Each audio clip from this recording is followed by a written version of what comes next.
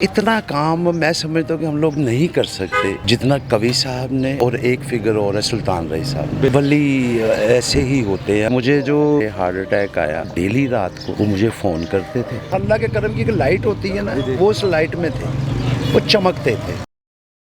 अस्सलाम वालेकुम सर, कवि खान साहब का इंतकाल हो गया जनाब। बहुत बड़ा लॉस है जनाब फ़िल्म इंडस्ट्री के लिए और पाकिस्तानी अवाम के लिए। उनके 62 ईयर उन्होंने पाकिस्तानी अवाम के चेहरे पर मुस्कुराहट बिखेरी है। तो सर आप इस दुख की घड़ी में क्या कहेंगे?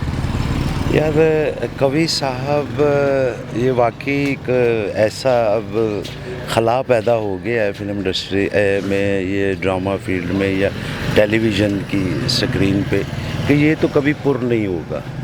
और कवि साहब की खिदमात इस बारे में शायद ही कोई किसी को नसीब हो, इतना तवील अरसा और इतना भरपूर, कि जितना भरपूर उन्होंने काम किया एक एज में। यानी कि मैं समझता हूँ कि मैं अगर ऐसा होता तो नहीं, बीइंग ए मुस्लिम के हम एक बार यहाँ पे आते हैं और वापस चले जाते हैं। अगर 100 बार भी कोई ज़िंदगी मिले ना, तो इतना काम मैं समझता हूँ कि हम लोग नहीं कर सकते जितना कवि साहब ने, और एक फिगर और है सुल्तान रही साहब। बेशक सर, कि जिन्होंने इतना काम कर गुजरे एक ज़िंदगी में, तो ये और कोई मिसाल नहीं है। पूरी दुनिया में ऐसी कोई मिसाल नहीं है। एज एन एक्टर और एज ए प्रोड्यूसर उन्होंने काम किया, एज ए डायरेक्टर काम किया और एज एन एक्टर काम किया, और आखिरी अयाम तक वो काम करते। वही हसन साहब, हम आपसे पूछेंगे कि जनाब स्क्रीन पर तो जनाब उनकी मिसाल कोई भी नहीं था। वो किस कैरेक्टर में भी आते थे जनाब, उनको लाजवाब कर देते थे। लेकिन बिहाइंड द स्क्रीन सर वो किस किस्म की शख्सियत है? क्योंकि आप जनाब हर शख्स को अपने प्रोग्राम में बुलाते हैं, मिलते हैं, उनसे अंदर की बातें उगलवाते हैं। तो किस किस्म की सर शख्सियत थे वो? यार कवि साहब के बारे में तो खैर जितना भी कहा जाए कम है। उनके अच्छे होने के मामले में, उनके वो इंसानियत के दर्जे पे, आला दर्जे पे फाइज थे। वो करीब करीब एक वली सिफ्त और दरवेश सिफ्त, बल्कि करीब करीब क्या, वली ऐसे ही होते हैं। हमने तो अगर वली देखे हैं तो ऐसे इंसान जो सिफा, वो डेफिनेटली कूट कूट के भरी हुई थी कवि साहब में। और इतने अच्छे इंसान, इतना प्यार करने वाले, इतने हम्बल। यानी कि सबसे ज़्यादा एक खूबसूरत बात थी कि चेहरे पे जो मुस्कुराहट थी ना, वो हमेशा उनकी कायम रहती थी। और मुस्कुराहट भी सच्ची मुस्कुराहट के सदके बारी जाने को दिल करता था।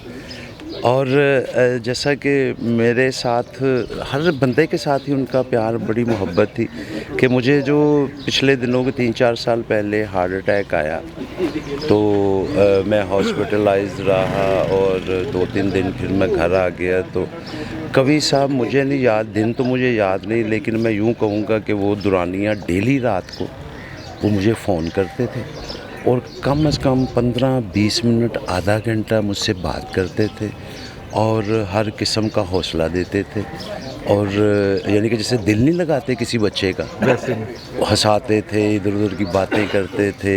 और ये एक दफ़ा हो जाए, 2 दफ़ा हो जाए तो चलो मानता है बंदा। रूटीन बेस पे कि रूटीन बेस पे मुझे दिन याद नहीं है, जब तक मैं उठ के चल फिर के। आपके अपने डेली नहीं करते थे फ़ोन, वो डेली ये करते थे जनाब। वाह।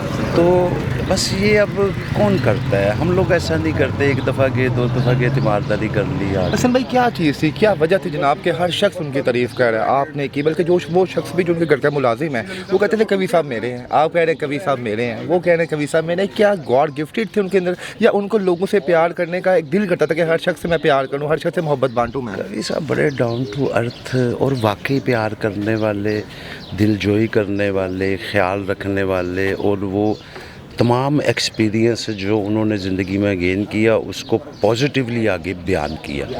कवि साहब की लाइफ बड़ी दुख भरी लाइफ थी। ये नहीं कि कोई खुदा न खास्ता कोई उन्हें दुख ऐसा कोई दोस्तों की तरफ से या कोई ऐसा नहीं, वो स्ट्रगल, काम, फिर उनके साथ अच्छे बिहेव नहीं हुए।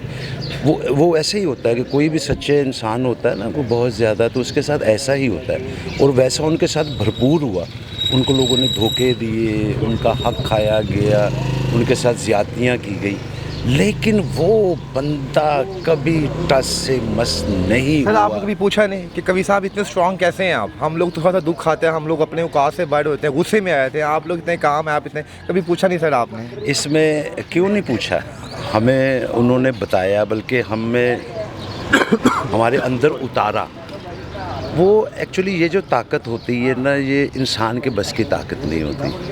اللہ پاک فرماتے ہیں کہ ایک قدم تو نے بس میری طرف نکلنا اور میں نے تمہیں تھام لینا ہے. وہ ایک قدم سچے دل سے کبھی صاحب نے اٹھا لیا ہوا تھا اللہ کی طرف. اب یہ وسعت یہ اللہ دیتے ہیں، یہ پیشنس، یہ صبر، ایسی میٹھی عادت. انسان تو ایک فطور کا پتلا ہے، دماغ میں پتہ نہیں بڑی باتیں چڑھتی ہیں، انہیں کرتا انہیں. یہ جب تک اللہ کی مدد نہ ہو اس طرح ڈائریکٹ انسان پہ، تو تب تک یہ عمل ہو نہیں سکتا. ایسا جیسے کہا جاتا ہے کہ کوئی شخص چلا جائے اس کا نعم البدل آ ہی جاتا ہے، لیکن ہم نے دیکھا ہے اگر سلطان ہے یہ صاحب کا کوئی نعم البدل نہیں آیا. کیا کبھی صاحب کا کوئی نعم البدل آ سکتا ہے؟ نہیں، یہ اسی طرح ہے. کبھی آپ نے دیکھا اتنی زندگی میں کہ آسمان پہ کوئی بدلی آتی ہے، وہ آگے چلی جاتی ہے، اس سے مختلف آئیں گی، وہ اسی ڈیزائن میں وہ نہیں آئیں گی. وہ قرض میں دوبارہ نہیں آ سکتا. ہاں، وہ محبت کی بارش برسا کے ایک بدلی آئی تھی، اور اس نے اپنی چھاؤں میں، اپنی محبت کے موتیوں سے بھرپور بارش. سر لاسٹ کویشچن ہے اس کے بعد، آپ نے پروفیشنل اور پرسنل لائف میں کیا چیز سیکھی کبھی صاحب سے؟ پیشنس، صبر، برداشت، کردار، لمحہ ایک چھوڑنا نہیں ہے. کچھ بھی ہو جائے آپ نے اپنے سچائی پہ اٹل رہنا ہے. آپ نے نہیں دیکھنا کہ کوئی کیا کر رہا ہے، آپ کے ساتھ کسی نے کیا کیا.